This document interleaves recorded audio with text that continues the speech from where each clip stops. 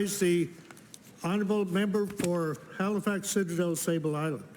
Mr. Speaker, I rise to bring a motion pursuant Rule 51 to discharge Bill 120 from the order of public bills for third reading and to thereby recommit Bill 120 to the Committee of the Whole House on Bills. Whereas I feel that there has been unresolved consultation, unresolved evidence, and unresolved consensus, I don't feel this bill is ready to go forward. I rise today, Mr. Speaker, to implore members to consider delaying this bill for a few months to ensure that we are certain, we are all certain, that this is the best bill it can be. And I'm not opposing for opposing's sake. I am very concerned by what I have heard from experts and from stakeholders about this bill, that we simply need to take a deep breath. Many, many people were involved in the discussions about this bill over a long time. And yet, at the end, in the rush to get here, they were not engaged. In fact, even after bringing forward the numerous letters that I had received from psychiatrists regarding the consultation they'd been involved in and the consultation that they weren't involved in at the end, it actually even continued. So on April 19th, 2022, like really recently, right? Monday or Tuesday, Scott, the IPTA advisory group was convened, in fact. What an excellent opportunity before this bill came to Committee of the Whole House on Bills to have a chance to assure that you had a representation of some of the leading users of this bill review the bill. However, they were not presented with the amendments. As I understand it, there was lots of concern expressed by review board members, but no changes were made. And that when the government representatives repeated that changes can now be suggested after the bill goes through, didn't make very much sense to those practitioners. And again, just to repeat, they were not presented with the amendments. And I mean, I hope my concerns and worries are misplaced. I hope that I'm wrong and that in fact this bill is ready to become law as it is, and that it will serve to support people's well-being. But at this point in the period of time, it doesn't seem to be the case. In addition to consulting further with the psychiatrist group, I have enormous respect, for instance, for the minister's experience as an inpatient psychiatric nurse, and that's another group that I don't know if they've been heard from during the consultation on this bill. And they also deal day to day trying to keep people well when they arrive often in situations where they're very much not well. I was also concerned by the minister's comment in media recently, and I'll table that later, where he was quoted as saying, you could ask 10 different psychiatrists and you would get 10 different answers. And I'm not quite sure, I didn't want to let that comment rest, because in some ways, maybe that's true.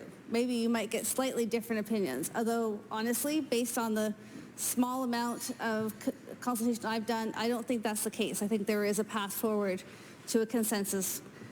But nonetheless, of course, we deal with complex issues every day in here. And that's actually what evidence-based policymaking calls us to deal with. To take the research, to take the evidence, to take the practice, to take the lived experience, and to set up ways and means by which we can distill public policy that makes sense and that in this case keeps people safe and helps them get well. So, I think I just really wanted to talk a bit about this idea too of opposing for opposition's sake. That is not what I'm doing. I'm doing because I think there is a very this process is so close, this bill is close, but so far, stakeholders are not happy and they're not convinced that they can implement it without harm to the people that they work with. I would implore the government to consider what are the evidence-based policymaking tools that you'll put into place so that going forward, you're able to take a hugely complex issue that brings together medicine, psychiatry, legal issues, and others, and that you're able to make a decision about what you want to put forward with confidence, and that you're able to provide to us the confidence that we need to be satisfied that the best evidence and best consultation has taken place. I think we've talked a bit about gender-based analysis in this chamber, and that's an example of an evidence-based tool, so that each and every time you use the same tool and you analyze each policy perspective the same way. And you know what? That helps give you an appreciation for the fact that you're making policy based on the best available evidence. Canada has been a leader in the development of evidence-based policymaking, and Nova Scotia too. And actually, I'll table this. This is a rapid synthesis on establishing support for evidence-based health system transformation in Nova Scotia. And this was produced with government and with practitioners in June of 2021. So we actually have done an enormous amount of work regarding health on how we bring evidence forward.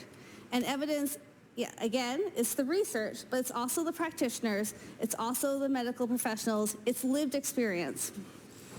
And I would quote, and again, I'll table this document after, that evidence-based policymaking is an approach that helps people make well-informed decisions about policies, programs, and projects by putting the best available evidence from research at the heart of policy development and implementation.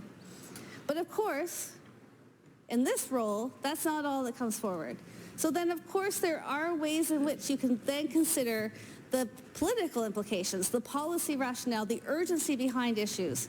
And again, I don't think that given that this bill has been under some kind of consideration, but not actually written up as a draft bill since 2013, that waiting until the fall to bring a resolution between stakeholders together, I think would really be prudent and would be important for us. I don't think that I can, at this point, attest to the credibility of the consultation process or the evidence that's been reviewed. And I think it's really important that we take a deep breath with this bill and put it back to Committee of the Whole House on Bills. And I will be very excited to chair a Committee of the Whole House on Bills in the fall session that reviews a revised bill, or maybe not, but a bill where the minister can come forward and say, in fact, you're right. Here's who we've talked to in the last couple of months. They have seen every word that's being put in front of you, and here's what they have to say. And one of the things that we are wealthy in Nova Scotia actually is an important piece of evidence-based policymaking, and that we have groups of people, we have policy brokers who can help us understand this, so that you don't actually have to go to this psychiatrist and that psychiatrist. That we have a note that I've read to you from the Child and Youth Adolescent Psychiatrists of Nova Scotia. So they together as a group meet regularly and consider practice issues, including the use of IPTA. We often hear from municipalities on issues. Again, they provide a way of consolidating the viewpoints of communities. And in this case, we also heard from the Schulich School of Law.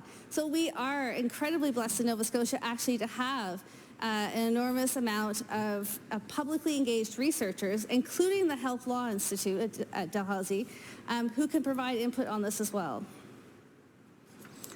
And I think that, I think it would be an easy point to revisit the consultation process, because I think stakeholders have been consistent in their shared objective.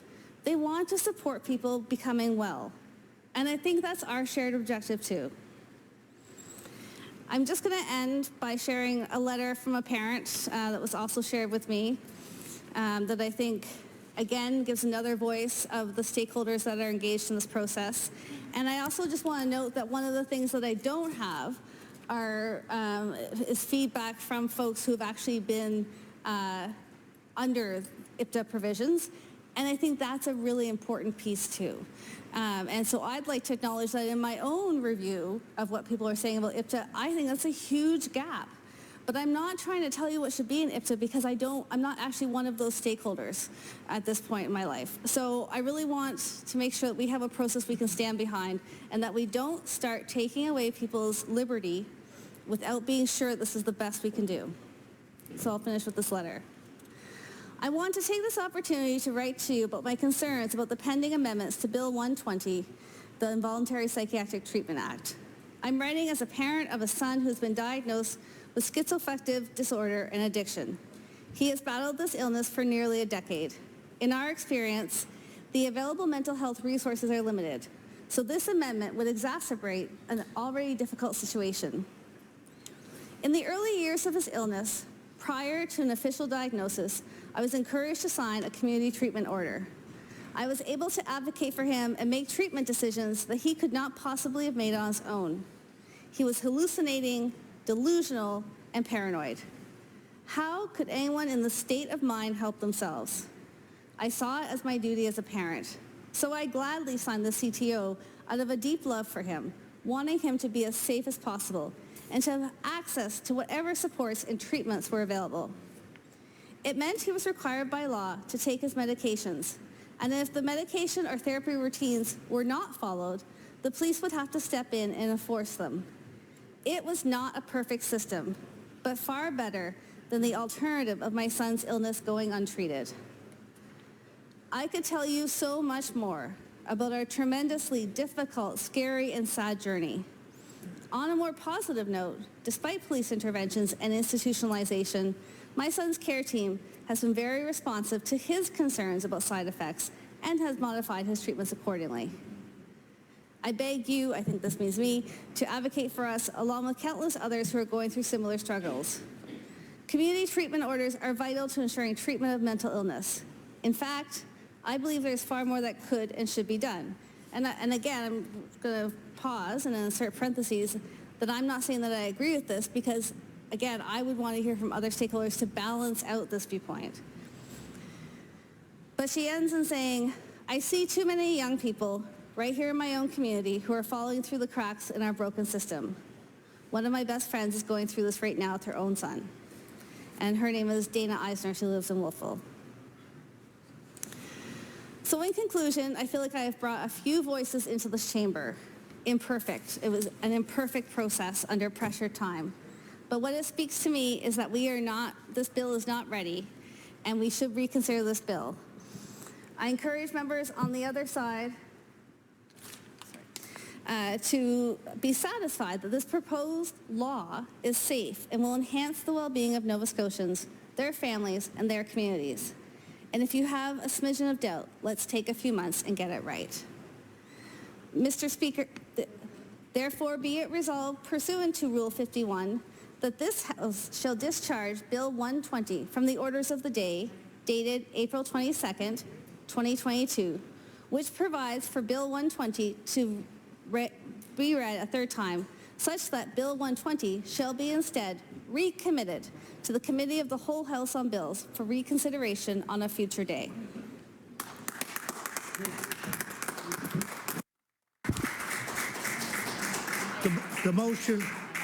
The motion pursuant to Rule 51 is to discharge Bill 120 from the orders of the day under public bills for third reading and to recommit Bill 120 to Committee of the Whole House on Bills on a future day. Do any members wish to speak to the motion? The Honourable Member for Fairview Clayton Park. Thank you, Mr. Speaker, and I will be brief. I would like to stand in support of the member's motion. And I stand here not in my role as an opposition member to be critical of government decisions to impart that other side that maybe is sometimes lost, but really out of concern for a bill that I know isn't meant to be ill-intended.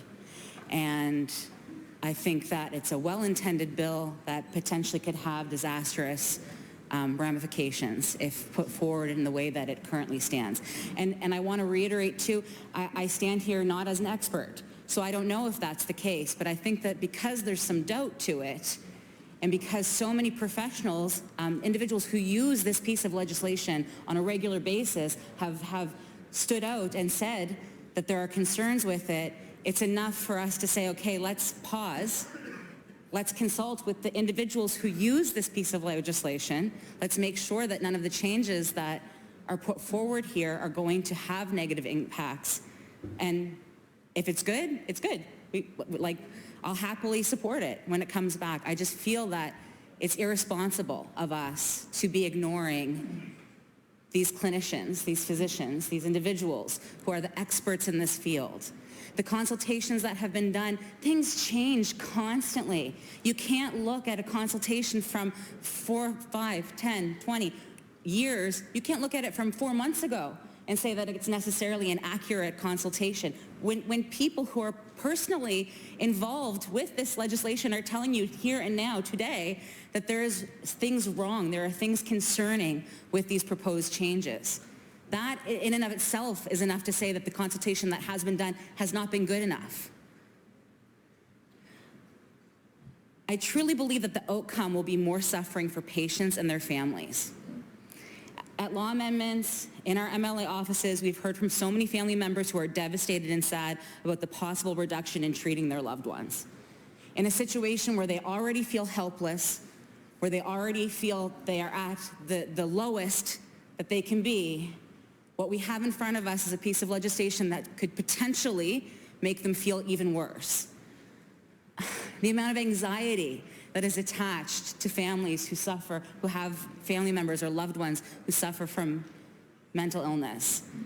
When you get to this point, this is the lowest point that you can get to. This is the most anxiety-inducing point that you can get to.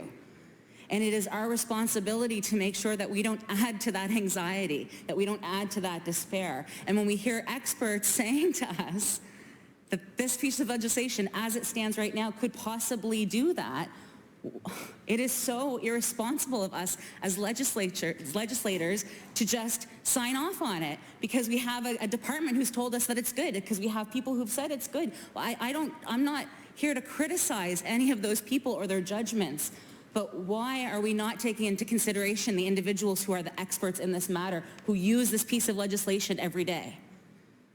Why are we being disrespectful to them?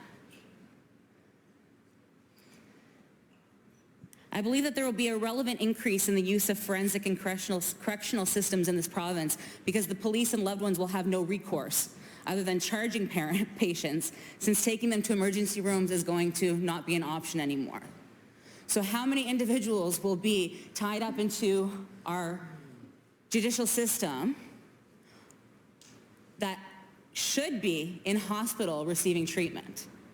How many people are going to be lost because of the way that this piece of legislation is worded in terms of how they access help and who is able to give them help? I want to echo the sentiments of the member from Halifax Little Sable Island when they commented on talking to 10 psychiatrists will give you 10 different opinions. I feel that that is such a disrespectful statement to make. And it's completely untrue.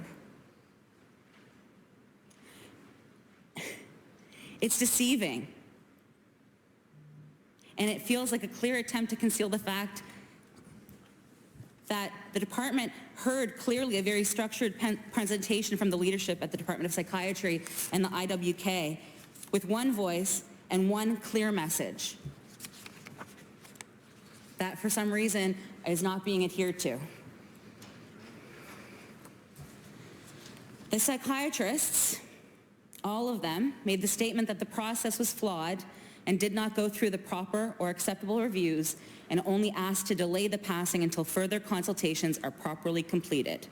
But it appears, since we're here at third reading, that that plea was just dismissed. Our caucus is very worried that changes open the door to situations where someone is confined to hospital but not allowed to receive treatment. This is the complete opposite of the principle that using IPTA is there for. So again, I implore that the minister just hit pause on this piece of legislation, let us do the proper consultation, come back in the fall, and if there's nothing to be changed or nothing that comes up, then we'll be good to go, but at least we'll know that we've done that due diligence, and it's not going to be something that weighs heavily on us if this indeed has not been done the proper way. Thank you. I'd like to just caution the member that the word deceiving is very close to being unparliamentary. The honourable member for Clayton Park West. Mr. Speaker, I don't know. This is a very difficult thing for me to say because it is very personal and it is one of the things that when I was running, I had to tell somebody who was checking me and that I have nothing in my closet, and my husband said to me, this is medical, you don't have to say it. And at the time I did say it, and she said, Rafa, maybe God puts you here so that you can do something about it. I am almost 60. I'll be celebrating 60 in 2 weeks. But it's because of God's help and a psychiatrist's help that I am still here. At 42, I suffered a very deep depression, that it is a genetic. My mother apparently had it at the same age, and I didn't realize. I had 2 beautiful kids, I have an amazing husband, I had just bought a beautiful house, but I could not function, I could not leave the house, I could not talk, I wanted to die. That's all I wanted to do, and didn't know why. There was absolutely no reason in my life except it's a chemical imbalance, and it took me years. It was one of the doctors that she mentioned who saved my life when he said to my husband, she can't make any decisions. You will have to until I tell you when. I was not able to make the smallest decision to buy a dress for my daughters for their grandparents' 50th anniversary. I couldn't go outside the house. I'm the most popular, love chatting. I hid in my closet for a couple of weeks to get over this. It was the psychiatrist who helped me. He knew what to do. We need to listen to them. And one of those doctors she mentioned, please, taking away what parents can do for their kids or husbands can do for their wives, I would not be standing here. So thank you. Please listen.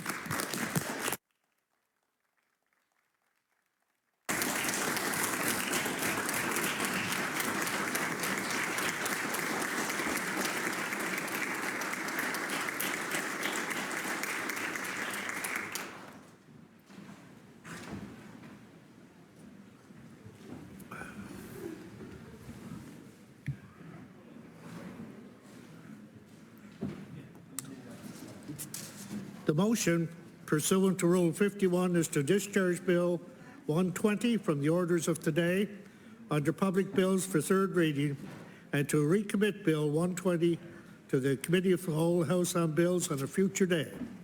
All those in favour? A recorded vote has been called for. We will adjourn, or we'll go into recess until the whips are satisfied.